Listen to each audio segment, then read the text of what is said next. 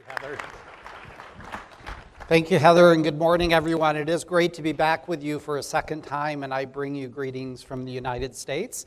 It's a difficult act to follow because your previous speaker is a legend in the United States for her roadmap for the Obama administration, which to this day we continue to implement and execute. And that's why I want to talk to you a little bit today about developments in the United States with respect to growing and sustaining the cybersecurity workforce. And some of this will not be news, but some of this may be as well, because about a year ago, the president and the administration issued an executive order on cybersecurity for protecting the U.S. federal networks and critical infrastructures that, among many other things, had a policy statement that read, "The United States seeks to support the growth and sustainment of a workforce that is skilled in cybersecurity and related fields as the foundation for achieving our objectives in cyberspace." And I think you heard a lot of references in the previous talk about the need for talent, the need for workforce, and you also heard a lot about risk, which I would define as the threats and vulnerabilities that impact organizations. And one of the vulnerabilities that is not appreciated enough is the people. And not only the citizens or the workers, the users, the consumers of technology and of various online activities and enterprises, but the workforce that's needed to put us into the next century of a secure, industrial, digital society. And that workforce is what I'm here to talk to you about a little bit, and how the United States is continuing to try to make this a priority, and really what's fundamental about what NICE is about and what we do. And so that executive order asked us to do a couple of things, first of which was to do an assessment of the scope and sufficiency of the effort across the United States, and a little bit internationally, but we mostly focused on the 50 states as well as the federal government, to talk about our efforts to develop the workforce that America needs in the future, including training, education, curriculum, apprenticeship programs, and the like. And you'll find more information about that work, including the assessment, at the website, our nist.gov/NICE/cybersecurity workforce.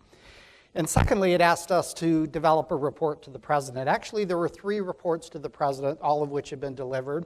One that myself with the Department of Commerce co-authored with our Department of Homeland Security to develop findings and recommendations with respect to what our public and private sector workforce of the future needs. Secondly, there was a report that will not be public from our Director of National Intelligence, really looking at international comparisons of our peers and adversaries, and what would it take to position the U.S. in an advantageous position with respect to our workforce in cybersecurity. And then the third one was specifically our Department of Defense, looking at its cybersecurity capabilities in the context of national defense. And so these reports have been delivered. They will be discussed in more detail at a forthcoming date. But a lot of what I want to share with you today really is based upon some of our learning and some of that assessment, not the least of which is kind of the vision statement that came out of that activity, which is to prepare, grow, and sustain a national cybersecurity workforce that safeguards and promotes America's national security and economic security. And I think you already heard a fair amount of this in Melissa's remarks about the combination of national security and economic security. A lot of this is driven in the U.S. by our National Security Council, and I think there's increasing recognition of the importance of cybersecurity in our workforce to protect our national security. But coming from the Department of Commerce, where we work a lot with businesses and look at the digital economy, we also recognize that it's important for our economic security, not only for the government, but for our private sector, nonprofit organizations, that we have the workforce that is needed to address the risk that is before us. And if you're not familiar with how NICE specifically fits into that ecosystem, our mission is to really look at promotion of a robust and integrated networking ecosystem of cybersecurity education, training, and workforce development. I heard in the introductory comments here talking about your ecosystem, and as you'll hear a lot more about in a moment, I think every day about the ecosystem, not only in the US or internationally, but in our states, our cities, our regions, and how this all impacts the workforce we're trying to build for the future. So this interdependent ecosystem kind of reflects the way our strategic plan is written at NICE. The U.S. Congress requires us to, every 5 years, develop a strategic plan for this national initiative.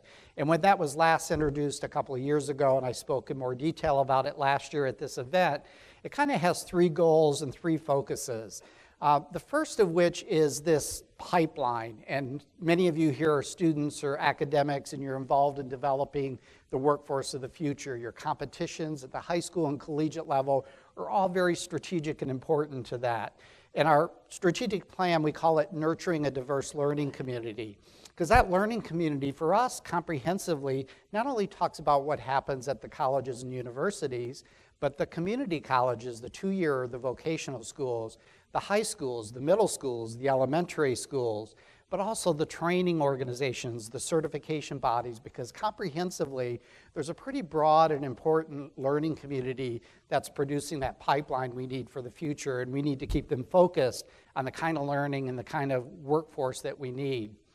But secondly is this notion of reskilling, which is kind of the way the new administration now in its president's management agenda is talking about how do we address the federal government workforce, which many, if we're going to reduce the size of the federal government, many of those people might be quite capable of taking on cybersecurity work roles if we reskill them. Or the same is true in industry or companies that might have IT workers or other workers who are hired for one purpose, but the work that they were performing may have been automated or it's obsolete, and yet they can be reskilled. And this reskilling presents another opportunity, which in our strategic plan we call accelerating learning and skills development. Because these are not individuals who are going to go through a 4-year college program or maybe a multi-year graduate program. These are people who within a matter of months, maybe even weeks, through immersion and through intensive training, can be put into new roles and new opportunities. Or it could be something creative like apprenticeships, where you're actually put on the job immediately. You begin to earn as you learn that work role that you're going to assume. So reskilling for us is probably an increasingly important strategy for how we address the huge gap in cybersecurity workers that we need. Those 2 things together we might think about as the supply of the present and future cybersecurity workforce. But on the other side is where's the demand coming from? And this is where workforce planning, working with employers in both the public and private sector, are critically important as we focus on not only what the federal government needs to do as an employer of cybersecurity workers, but how we work with companies and nonprofit organizations to make sure that they're working together and in alignment with this national effort. So I want to just kind of go through something I did share last year, but I want to kind of elaborate because this has increasingly become a part of our national policy with respect to the roadmap for building this cybersecurity workforce and an education and training environment that really supports our nation's national security and economic security needs. And it starts with community orientation. In fact, it's one of the reasons I love coming to Fredericton and hearing about what you're doing in New Brunswick, because you're a community, you're a local community, you're a region, you're a province, and by that I mean in this community you have employers, you have workforce development entities, you have economic development organizations, you have community organizations. As I'll describe in a moment, we work with people across the United States that represent Hispanic organizations or maybe other minority populations or women. And so these kind of different community organizations have a common interest in economic or workforce development. Also working with your education providers, again, that continuum of elementary, middle, high school, on up through colleges and universities. And increasingly important are training and certification providers, whether it's for reskilling or in the United States, a lot of our colleges and universities partner with training and certification bodies so students graduate with both an academic degree and an industry recognized certification. And it could also mean your state, local, or in some cases even your federal government. But however geographically your community is defined, there's a group of stakeholders in your community that are really important to get working together. And this may seem obvious to you, but from a federal government perspective, we fund each of those kinds of stakeholders individually and independently on issues of cybersecurity, education, and workforce, and don't always require that they work together or combine their efforts or make sure they're strategically aligned with each other. And that's where NICE has really stepped in. In fact, last year, we piloted 5 of these types of communities across the US, and as you can see, they're pretty geographically based as well. Only one of them was really statewide. This Arizona statewide cyber workforce consortium was an effort. Actually, the grant went to a Hispanic serving organization to really try to coordinate statewide cybersecurity workforce development, getting that ecosystem I just described working together across the state. Yet in other cases, the Cyber Prep program is actually managed in Colorado Springs, Colorado. And the community college there, working with the universities, working with the Air Force Academy, working with the Defense Industrial Base and many others, are trying to look at how can we take this ecosystem in Colorado Springs, which is part of the greater state of Colorado, and make it work together. Another example is in Ohio, which is a very large kind of diverse state. The Cincinnati-Dayton corridor worked together to say, how are we gonna, across our geographic region, come up with a strategy and a way to really synergize our activities. And you'll see the couple other examples there as well. By the way, the one up in Albany, New York, is not a statewide activity, but strategically selected because that's where their state government is. Quite frankly, also Hampton Roads in Virginia is near Richmond, where their state capital is. So not only working with local employers, but working with state and local government. And so this is just an example for us to reinforce the importance of starting with your community, rather than quite often a university or community thinks they are going to be the nation's solution or the national solution, and quite frankly, it needs to start locally, whether it's at a state, provincial level, regional level, or however that community is defined. So the second part of this roadmap talks about the role of employers. And this is something that we feel really strongly about, both in the Department of Commerce and one of our partners, the Department of Labor, who works a lot with employers for their training needs. And in fact, the previous administration had something called the Job-Driven Training Initiative, and the jobs were driven by what the employers needed, and that's where this idea comes from. And you can see here now, employers are central to the ecosystem that we're trying to stay focused on, whether it's federal employers, whether it's private companies. And it starts with workforce assessment. The federal government in the United States, actually by law, is required to conduct a workforce assessment using our NICE Cybersecurity Workforce framework, both to identify the existing workforce, so we actually know how many cybersecurity workers we have. Secondly, to identify where the gaps are, where the needs are, and then to begin looking deeper into what type of knowledge, skills, abilities do they have or do they need to be successful in their jobs. Secondly, a lot of these employers don't know what type of workforce they need. They don't know what type of jobs or positions to fill, and therefore this position description process becomes really important. And that the position descriptions shouldn't just describe academic degrees or certifications or other credentials that are needed, but the underlying knowledge, skills, and abilities. And so the United States, starting with our Department of Homeland Security, they built a push-button position description tool that uses our NICE framework, knowledge, skills, abilities, as a way to write position descriptions so they can not only become more standardized, but the composition of their workforce is really meeting the task and the needs that they have at hand. And then, of course, the process of recruiting, hire, developing, and retaining are all critically important, and I'll say more about that in a moment. Another thing about these employers is, again, it's coming from both the public and the private sector. So in the government, we talk about the federal government, but we also talk about state and local government. And the private sector includes the small, medium businesses you just heard about, but a variety of other organizations, from the nonprofit sectors to critical infrastructures, IT and cybersecurity companies. A lot of people think cybersecurity workforce is only needed by IT or cybersecurity companies, but as we all know, a variety of economic sectors need people doing cybersecurity. I was thinking as I went by your Horton's coffee shop over there, whether they're taking in credit cards or doing financial transactions, or whether they have Wi-Fi on the premise, or whether they have backroom systems that are doing their accounting and doing their payroll and whatever else. You know, the Tim Hortons of the world, multiplied by thousands, if not millions, all need cybersecurity workers. And then, again, just many, many other businesses and economic sectors. So the third principle is that it be learner-centered. And what I mean by that is that we have this educational pipeline that I talked about earlier, and it's not always linear, but typically it is with respect to elementary, secondary, post-secondary school, sometimes undergraduate and professional school. But intermittent in that are the competitions that you heard about, which quite frankly in the US are happening at younger and younger ages. They're happening in the workplace as well. We're also doing a lot of camps, not only camps for students and youth over the summer to introduce them to cybersecurity careers or maybe help introduce them to coding or to give them other skills, but we're increasingly doing summer camps for our teachers, for our faculty, and for others who need to raise their level of awareness, their skills, their capacity to in turn teach this.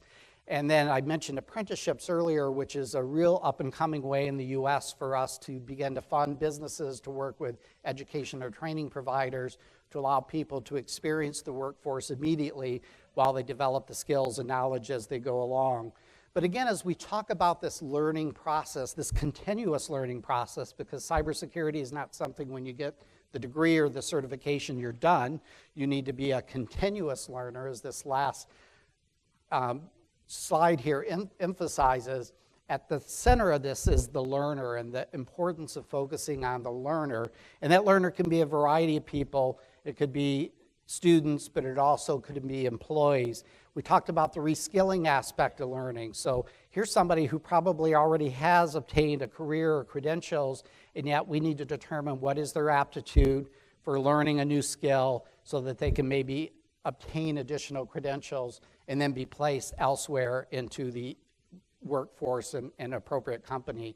So these learners, as I said, are students, they can be job seekers, or they can be employees. And employees not only includes the career changers, but think about the opportunities presented within organizations by doing rotational assignments. A recent bill introduced in Congress would require the US government to periodically take our cybersecurity workforce and rotate them within our IT organizations, maybe even rotate them across departments and agencies so that they could obtain new skills, can be exposed to different workplace cultures, can learn new and different ways of solving problems, and hopefully along the way can be happier and potentially retain. A similar program is exchange programs where we might take somebody from the private sector and bring them into the government for a few years so that they can get that additional experience, the government can get that expertise.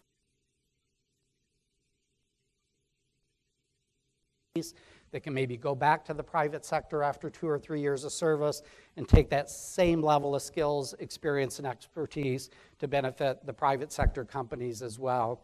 So this focus on learners, the people who are not only students but job seekers and eventually employees in organizations, is going to be increasingly important.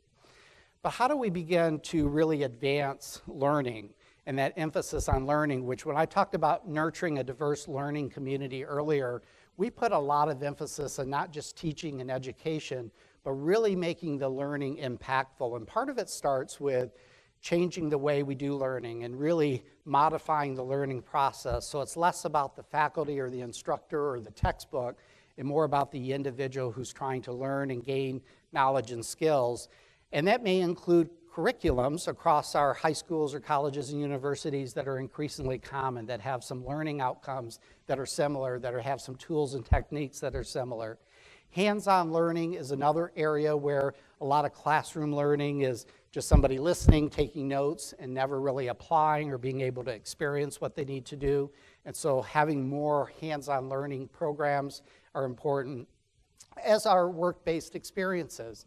And the work-based experiences can include internships, it can include summer jobs, it can include volunteering activities, it can include things that are part of experiential learning programs, but putting students into positions where they're actually working on real work so that they can get that learning experience to apply what they learn in the classroom is important. And then there are a variety of ways that students and job seekers present to employers that they have the skills or the knowledge that the employer demands. Those we call credentials, and they might be things like degrees, they might be certifications, they might be documentation of work experiences, they might be in the academic context certificates of completion. But what we're trying to say is that alone may not attest to the person's abilities unless those credentials are performance-based and that we continue to increase the value and the quality of those credentials. So the fourth part of this roadmap talks about standards and the importance of items being standards-based. And the one I want to make sure I spend some time talking to you about today is the NICE Cybersecurity Workforce Framework, which has been alluded to a few times here. If you're not familiar with the NICE framework, it was developed with a variety of audiences in mind, not the least of which is employers or job seekers, but it also includes the education and training providers, because what we're beginning to see in the United States is alignment. We're beginning to see mapping. We're beginning to see organizations across that ecosystem trying to come together on a common framework for talking about cybersecurity work. And so you see here the categories that were developed, and there's a couple different ways to go at the NICE framework. One is kind of from the top down, the general to specific, and then the next slide I'll describe the specific to the more general. And so these categories here are intentionally pretty broad. Melissa talked a lot about the need for secure software, secure products and services, and for cybersecurity to be part of the computer science curriculum. So this securely provisioned job category is part of cybersecurity, and that is an important message for us to take across the United States. It's important to recognize it's actually one of the up-and-coming job areas in terms of, as we will talk later about cybersecurity tool, you'll see a lot of jobs in this area. And certainly as you talk about the Internet of Things, we need people to not just develop technology, but people who can do it securely. So securely provision is a very important one. And I'm sorry that the slide formatting didn't quite work out right here. But just to give you another example, if you go to the far right here, investigate, we talked about responding to incidents. And again, Melissa made reference to the role of law enforcement. So cybersecurity is not just IT. It's not just the IT organization or the CIO's organization. It could be somebody who is an investigator in the local police department or does cyber crimes investigation. Their role in cybersecurity is part of this investigate category. And then you can see in the middle another example that is fairly non-technical called oversee and govern. The question about what are the role of boards of directors, and are there experts or are there people in executive leadership that need to have cybersecurity responsibilities? That would be part of our oversee and govern category. But these 7 categories then break down into 33 specialty areas, which a lot of colleges and universities are now starting to offer degree programs that are very focused on digital forensics or maybe cybercrime investigations or law and policy or other things that are very specific. And then most recently, with the rendition that we published last year in August 2017, since I've been here, we added another layer called work roles. Because the reality is that in some organizations, particularly smaller ones, you don't have a single job or a single title that describes your cybersecurity work. You might have multiple titles or work roles that are doing cybersecurity functions. Or you may not have cybersecurity as part of your title, or you're not in a IT or CIO's office, and yet if you're procuring software or cloud services or third-party hosting environments, your role as a purchasing agent might have a cybersecurity work role that means you need certain knowledge, skills, abilities to do that job well on behalf of your employer. So the other way I describe that you can go about the framework is more from the bottom up, which is what's the work to be done? What are the tasks we need? I find this particularly helpful back when I was in the CIO's office. If I needed to hire or write a position description for somebody to do cybersecurity, it starts with what's the task, what's the work that needs to be performed? And then from those tasks, what are the knowledge, skills, and abilities, or KSAs, that people need to have to acquire through education or training or experience, and how does that begin to shape our understanding of not only the workforce, but more importantly, a standardized approach.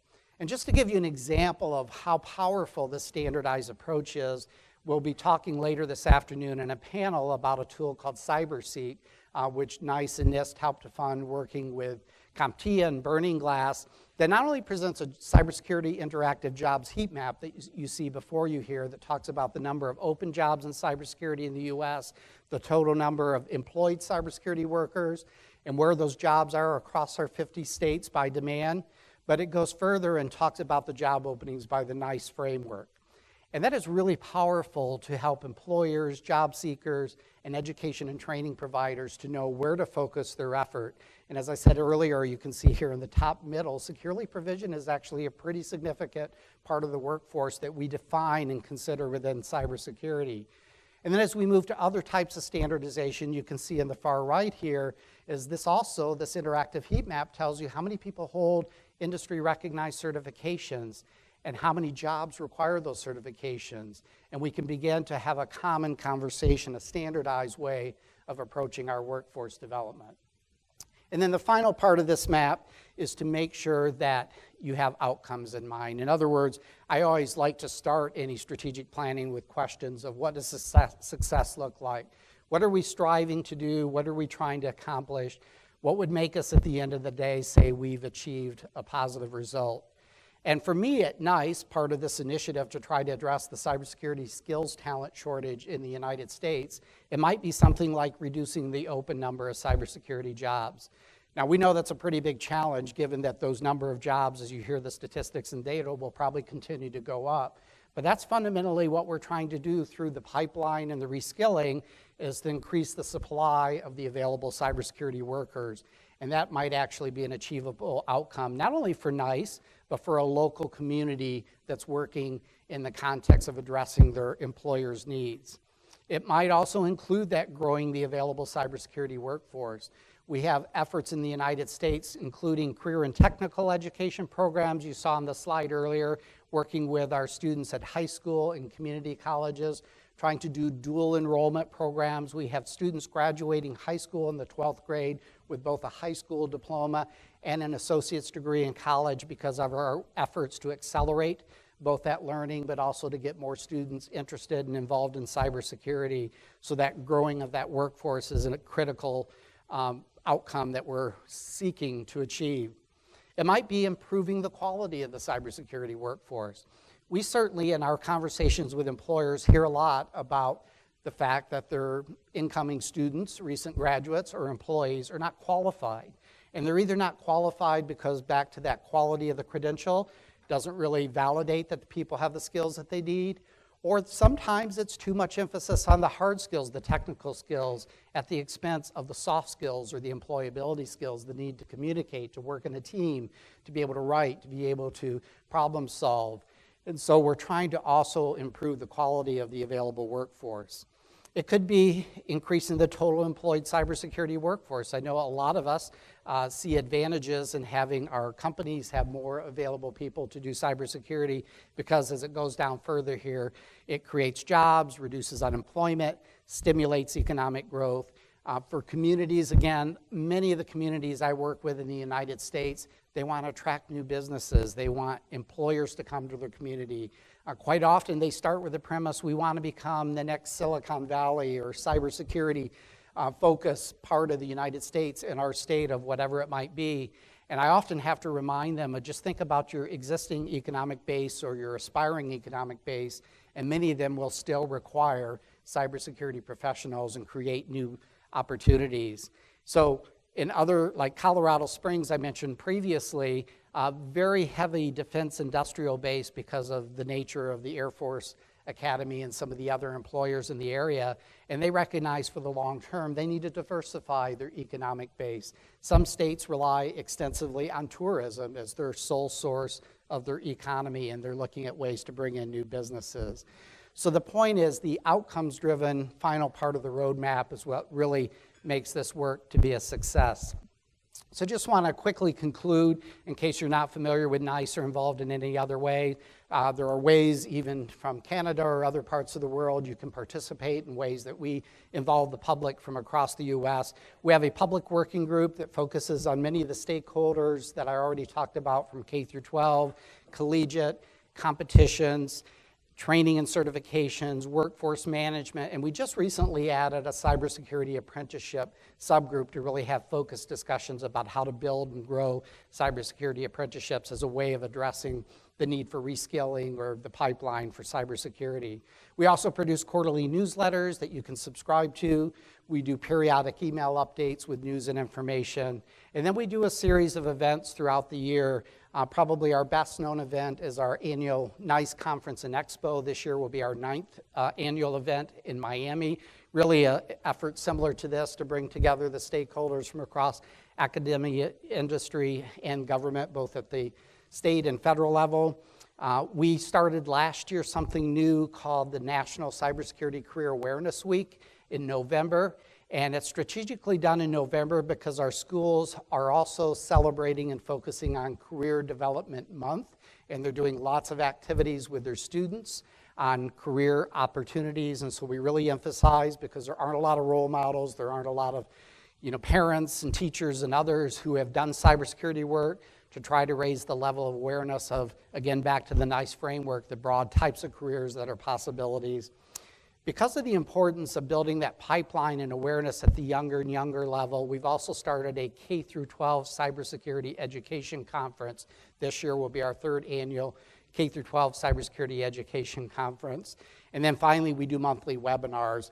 In fact, I'll have to slip out a little bit tomorrow to bring the NICE webinar from Fredericton, New Brunswick, where we will be talking about our career and technical education programs, which happen both at the high school, community college levels. Our U.S. Department of Education's involved in helping to promote and support it, but we have a lot of the communities working together to develop these programs. Maybe you may refer to them as vocational training programs as well. And then next month, just to give you an example of the breadth of work that we do, we'll be focusing on operational technology, because I think a lot of the discussions about workforce today have been more around information technology or IT, and yet increasingly, particularly with critical infrastructures, oil and gas and the like, the notion of operational technology systems, industrial control systems, SCADA systems and the like, requires a workforce that is complementary, but in some ways unique and different from cybersecurity. So an ongoing way for us to focus on the different workforce needs.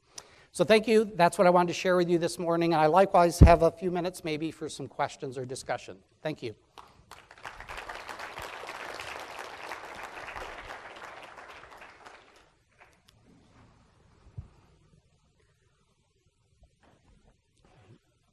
I'm tempted to answer some of the questions from the last round because they were really excellent questions. And while we're waiting, please raise your hand. I did want to quickly comment on the board question about how do we define a cyber expert. You may be getting ready to ask that again. Actually, in proposed legislation to the Congress of the United States to require that, the question was, how do we define an expert? And the answer is the NICE framework. I mean, not that it does it well today, but under that oversee and govern category, we have a specialty area called cybersecurity executive leadership. And if we're going to have boards of directors trying to define a cybersecurity expert, is there any better way than to go to a standard like the NICE framework or something similar so that all boards of directors have something in common to point to? Yes, go ahead with your question. So I commend you for that framework with regards to job descriptions, because it allows students, it allows currently employed people to actually look and have a roadmap to say, gee, if I had these skills or these accreditations, this is the type of job I could pursue. In a number of schools in the United States, there are counselors that can help you with that, but there's a lot of environments around the world where people don't have that help. So again, I found that for me to be very helpful. I'm going to ask a question with regards to access to education. I'm a dual citizen. I have passports both in Canada and the United States. And what I recognize in Canada is that in Canada, education and healthcare are essentially free. You know, we know it's not free, but we'll put it into that type of category. And in the United States, the largest bankrupters of individuals is healthcare debt and student debt, as it turns out. So these types of apprentice programs or trade schools, to me, I see that as being one of the big solutions to the cybersecurity workforce issue. And yet, when I talk to executives in Fortune 100, Fortune 500 companies at the HR level, they tend to want to bring people into their companies with accreditations like undergrad degrees from bigger schools that are quite expensive, and they seem to exclude a lot of people that would have the actual skills to do the job, but somehow they don't get through the screening process in HR. Can you talk about how maybe that's going to change over the next couple of years as we have so much pressure on the cybersecurity workforce issue? Yeah, so if I can just quickly comment on your first question, which is kind of broadly about career pathways or stepping stones and how one advances. Just another quick plug for CyberSeek. I didn't show it today, but in addition to the interactive jobs heat map, there's a career pathways portal that helps you figure out how to make those steps. And back to the NICE framework, what kind of knowledge, skills, abilities you need to acquire to move up. And so I think to your second question, which is kind of related to the career pathways, is we not only need to convince job seekers and career advisors of that pathway, we need to convince employers of it as well. And starting with the federal government as an example, we have been working hard recently to begin to redefine the qualifications process to become a federal worker in cybersecurity. In fact, we also have a draft publication I probably should have talked a little bit about called Capability Indicators for NICE Cybersecurity Workforce Framework Work Roles. And those capability indicators are not exclusively the credentials I described earlier, or not exclusively certain credentials like degrees and certifications. They might actually be experiences that people have or ways that they can validate those experiences through resumes, through internships, through other ways that they can prove real life experiences. So I think that is why this year, and I think going into the future, we're putting so much emphasis on that employer, that workforce demand category that I described in our ecosystem, because we have to change the mindset. We have to change the view of HR, hiring managers and others. It's not just about the credential that has been used historically, but it's really about the knowledge and skills that people are bringing and the capabilities, because they may not have that skill and ability today, but if they have the potential to move quickly and develop within 1 or 2 years, they're going to become a very valuable asset in your organization. So we're trying to refocus the conversation to around capability indicators and getting employers to take more risks with the type of people they bring in. Apprenticeships is one example, but there are a lot of other examples through aptitude testing where we can begin to identify people that have the potential to succeed. Another question?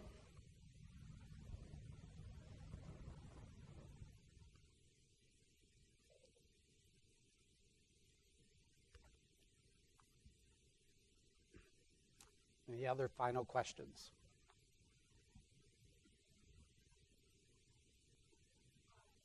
Yes. So the question, since you didn't have a little box, is there the potential for CyberSeek to expand outside of the United States? And certainly, as I said earlier, NIST and NICE has funded that in its initial development. I think I saw Will Marco sitting over here on the right-hand side. I'm not going to answer for Burning Glass or CompTIA, who are really the developers of that.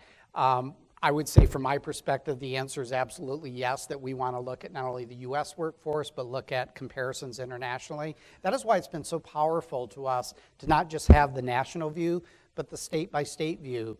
In fact, when I talked about the difference between the public and private sector earlier, I did that because in the latest version of CyberSeek, you can look at the number of jobs available in the public and the private sector. As somebody who works for the public sector and works with the federal and state governments, I like to know that the only federal government cybersecurity jobs are not just in the Washington, D.C. area, but they're in California, Texas, and Florida and other parts of the U.S. So I think having that international view or nation-by-nation view is certainly important. And I know Will will be on a panel this afternoon where he'd be happy to elaborate on that as well. Is there another question over here? Yes, my name is Roger Mayotte, and I'm with ONB. The question that I have, I congratulate you on this. This is a real nice framework to work, but there's also part of the society, which are the parents, the people that influence you and things of that nature. What have you done around that particular sector? Because I mean, you will, more awareness to people that really are at a certain level in their careers and things of that nature? Yeah, so historically, NICE, as part of our mission, had the type of awareness charge that you heard Melissa talk about in terms of staying safe online. We've kind of recast that awareness mission to stay real focused, to be awareness of employers, as I just described, awareness of job seekers, and awareness of other influencers, and parents and teachers and educators, school counselors and the like are part of that very important ecosystem. And so part of that awareness is data like CyberSeek or other data that not only shows number of jobs available, but they show salaries and other kind of economic factors that are very interesting to parents and students. but also awareness that it's a pretty broad field. So I kind of skipped over protect and defend, which is kind of core cybersecurity category of work. And a lot of people think that's all that it's about. They don't understand that there are investigators working in police departments or doing digital forensics, much like the popular TV shows. That's part of a cybersecurity career. Or there's lawyers and policymakers who are overseeing and governing the environment they work with. Or there's software engineers who are learning how to securely develop really exciting products and services. So that's part of the awareness charge, is to make sure parents and others are aware of the career opportunities and the pathways for getting there. Maybe if there's one more question, was there one more question out there? Let me take one more. Yep. Hi, Rodney. Heather Ricciuto, IBM.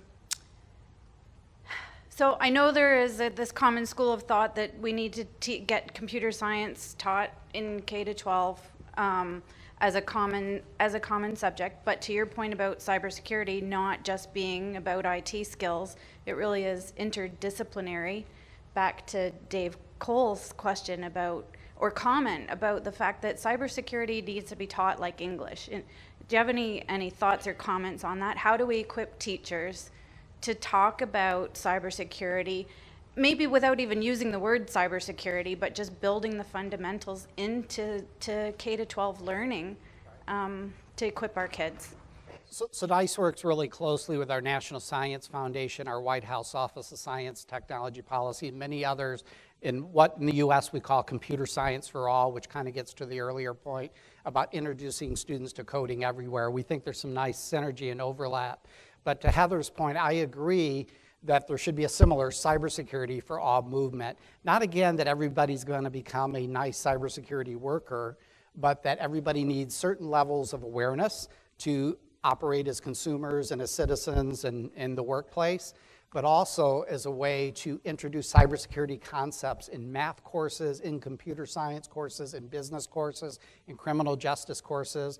So one of the programs, somebody asked earlier, I guess, about ways we make teachers aware of the summer camps. NSA does a Gen Cyber Camp, but DHS also funds an organization called NICERC, N-I-C-E-R-C, that does teacher academies and curriculum development, where their motto is cybersecurity across the curriculum. So if you're taking a math problem and you're teaching students how to add, turn that math problem into a computer problem or a memory problem or something that can begin to introduce cybersecurity principles.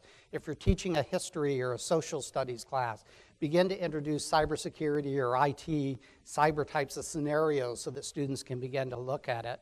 And I would just say one last thing, which is cybersecurity and computer science is a little bit of a misnomer, because a lot of the people that criticize the lack of cybersecurity and computer science programs are looking for the cybersecurity course, because as if the course is where cybersecurity is taught. In fact, when that's what is cybersecurity in a program, it's known as an elective, which means you may or may not take it. And so what we certainly advocate for is not a separate computer science cybersecurity course, but that computer scientists are learning about cybersecurity across every course that they take. And so I think, to support your point, cybersecurity across the curriculum, across the learning process is something that we think is highly desirable and something we should strive for as a nation and as a world. So thank you very much. I will be on a panel later this afternoon. I'll be around for the entire 2 days. Happy to engage with any of you, but thank you for being here and thanks for inviting me.